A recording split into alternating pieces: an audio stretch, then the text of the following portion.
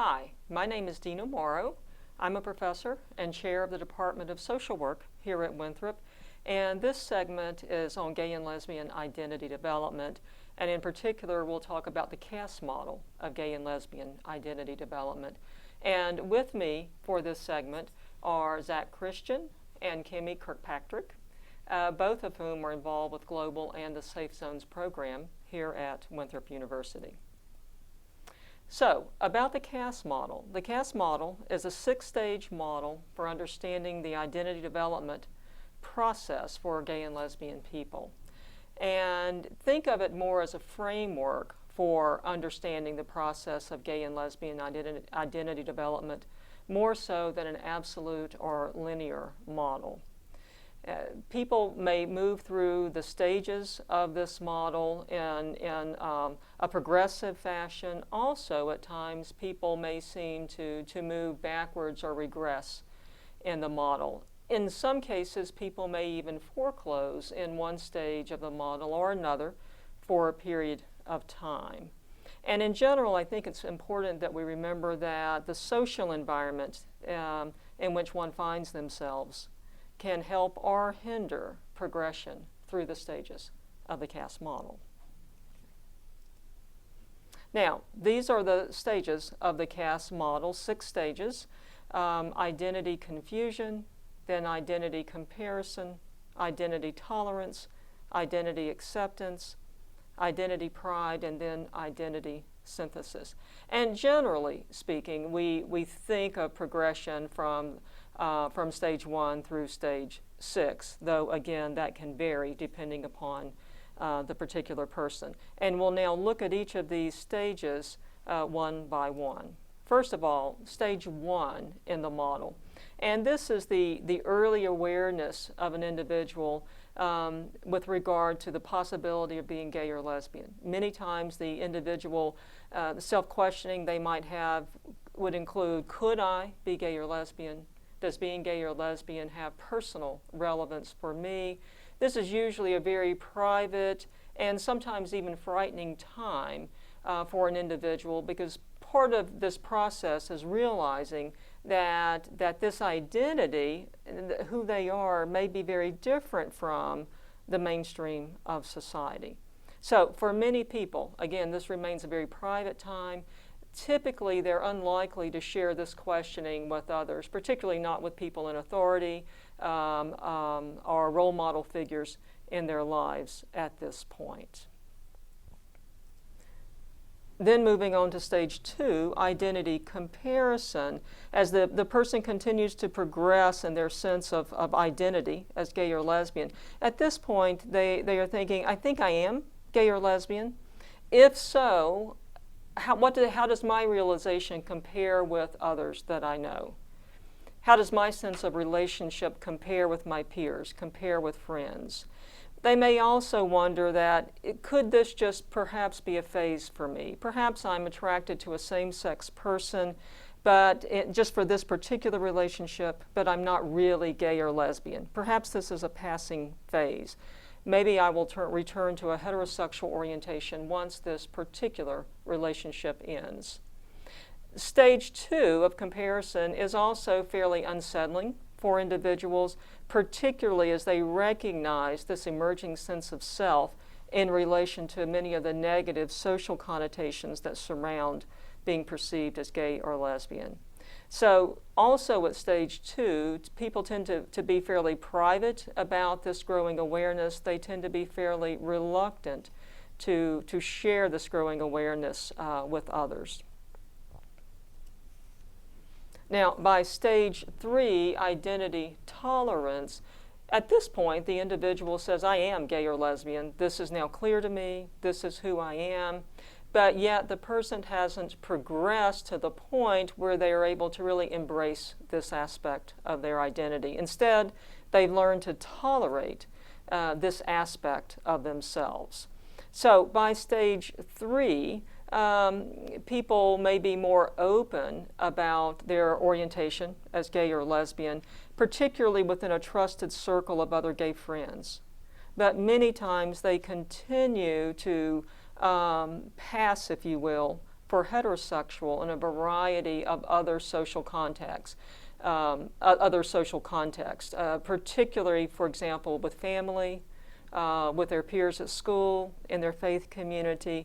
They continue to pass for heterosexual while they may also have a circle of friends that they are open with, or they've disclosed their identity as gay or lesbian. They may also be in a relationship in stage 3 and be very open in this small circle with regard to their relationship with a same-sex person. Now, I mentioned earlier, though, the prospect of foreclosure or shutting down in any given stage. And I think one thing that's important to recognize in stages 1, 2, and 3 is that in these early stages, there's not yet a healthy sense of identity, a healthy sense of self-acceptance as gay or lesbian. So for people who foreclose or shut down in these earlier stages, and many times we see this happen in stage 3, they're at higher risk for internalizing negative social stigma, or we would say internalizing homophobia. They're at higher risk for lower self-esteem. And anytime someone's is dealing with problems with low self-esteem, or they're internalizing homophobia, we always worry about possible risk for depression, possible risk for substance abuse. That doesn't mean it's going to happen, but in general, those are the kinds of concerns that we would have for people who have shut down or foreclosed in these earlier stages of identity development. I'd like to now turn to Kimmy, who's going to share a bit of her journey through these earlier stages in coming to terms with her identity. Kimmy? My experience has been when I came to college, I was in the tolerance stage, and only a few people from my hometown, my close friends, only knew. My family didn't know. My sister knew, but she found out. And she was okay with it, but no one else knew. And when I came to college, I knew it was accepted here for the most part, and so I was able to be comfortable and tell all the friends that I met here. When I started ROTC in the fall of my freshman year, I completely closed down when I went up there to Charlotte. No one was supposed to be out because of the Don't Ask, Don't Tell. I was scared that once they found out, they would find any way to kick me out. And I was not out to any of my church family at home. You're doing well, because you're drawing that distinction that you're able to be open and safe here, and you were saying, and when I went home, I'm guessing what you're saying is that you had to be closeted. Yes. Okay. Yes. When I'm at school, I am allowed to be whoever I want to be, especially with the global group, the club that I was a part of, or that I am a part of, and I would hang out with them and feel completely safe and secure with them and not having to pretend or anything. And I would put back on that pretend face when I would go up to Charlotte and be with the ROTC cadets and just try and keep everything from them, keep 2 lives, one at Winthrop and one at UNC Charlotte. And slowly over the years, I've been able to change into the acceptance stage and been able to come out to my parents and come out to more of my family and even some ROTC cadets. And no one has turned me down, and just none of my fears have come true, and that feels great. Also, the Don't Ask, Don't Tell was repealed, and that made it also safer for me to disclose that this is who I am, and can you accept me for this? Because what you're describing is a dual identity. And many people at stage 3 talk about the stress of living, in essence, 2 different lives. One life that's open and out, the other life that is still passing as heterosexual. And what's that like in terms of the energy it takes for you to do that? So what's that like for you? Just, it's hard. It does drain a lot of energy, and just to figure out who knows, or keep contact on who knows, who doesn't know, what should I say around this person, what should I say around that person. If I say this, will they assume?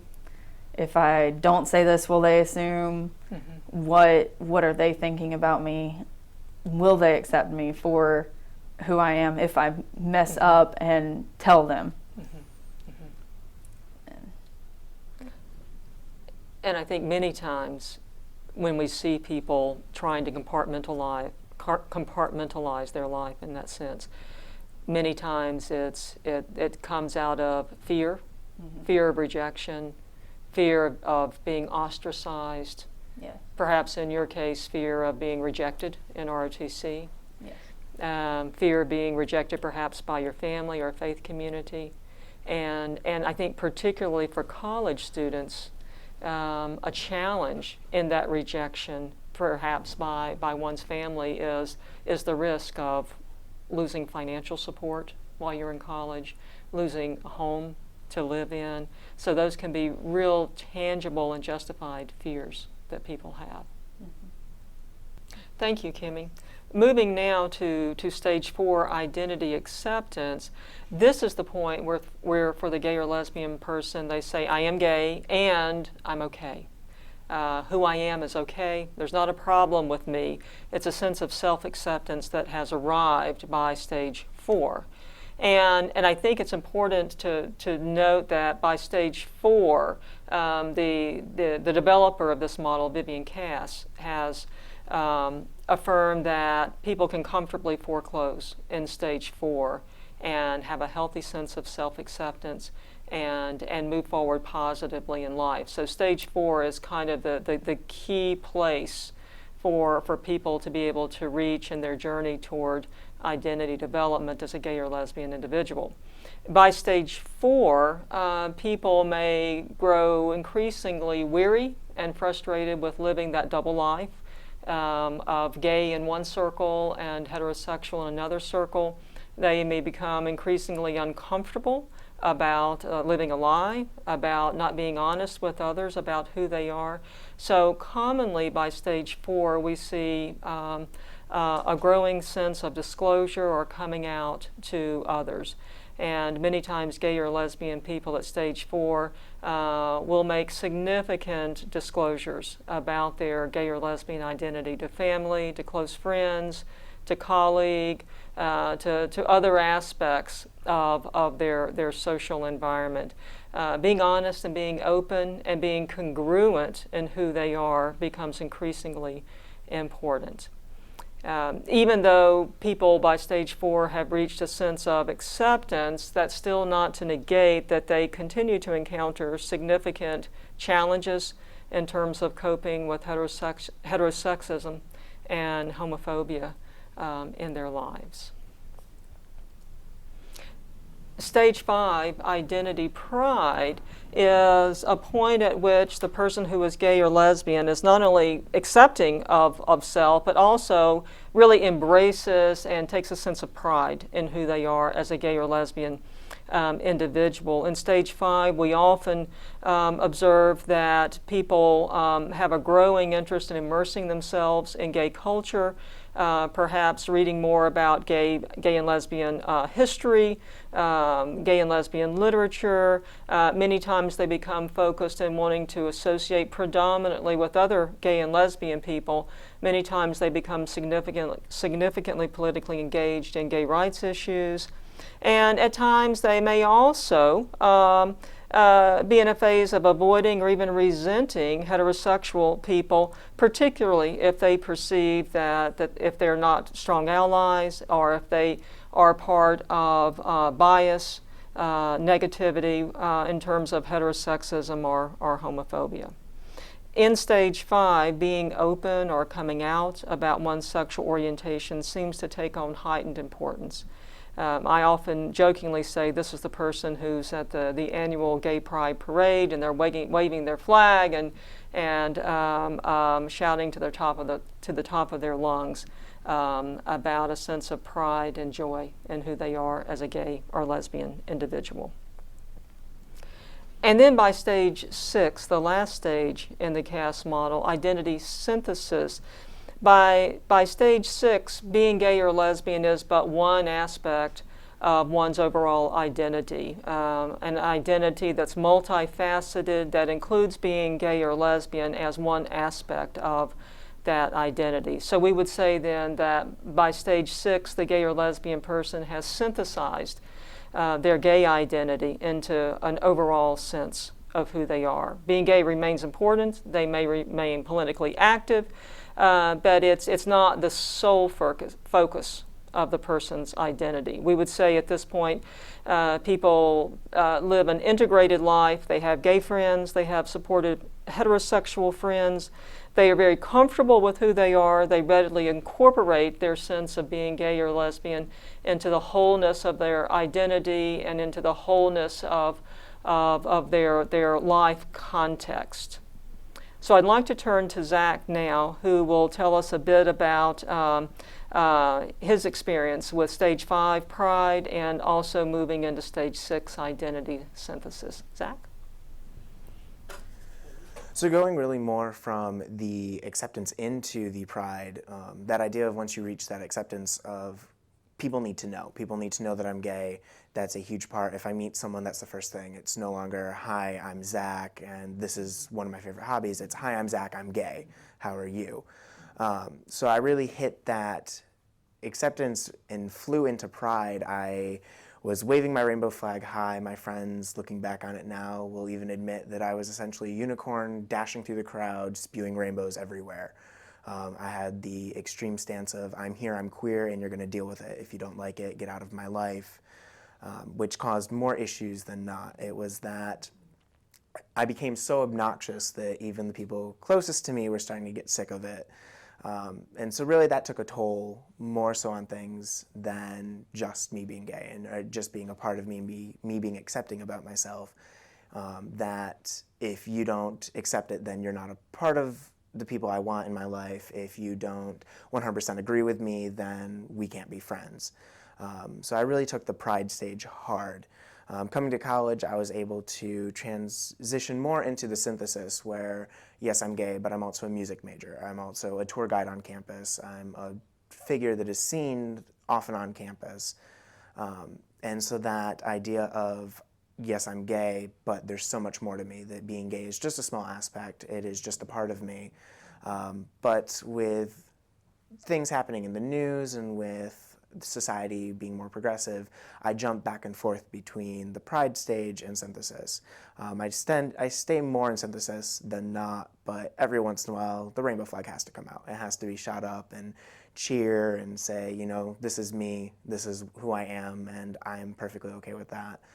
I've shied away from the, if you don't agree with it, get out of my life, and more into the, how can I help you understand how this is a part of me? How can I help you understand that it's okay for us to have differences? But at the end of the day, when it comes to me and my freedom and my pride of who I am, I'm gonna be me. And that's the most important part of when I hit that synthesis is, it doesn't matter what I am, it matters who I am. Thank you, Zach. That's an excellent illustration of an overall integrated, synthesized identity. So, closing this segment, here's a review of the CAS model stages and a few key points that I hope you will take with you. That in general, the identity process in the CAS model is the process of recognizing and coming to terms with one's identity as gay or lesbian, and that it is a process, and that the social environment can either help or hinder this process for individuals. If the environment is supportive and affirming, it can help people move forward in the CAS stages. If the environment is rejecting and if it's negative, it can serve to hinder that process and even precipitate foreclosure for individuals. And the last point to re-emphasize is the notion that while the CAS model is a stage model, it's probably more appropriate to think of it as an overall framework rather than as a recipe. To think of identity development as a process more so than an absolute linear model. I want to thank Zach and Kimmy for participating and sharing your examples in this segment, and thank you for joining us for this segment.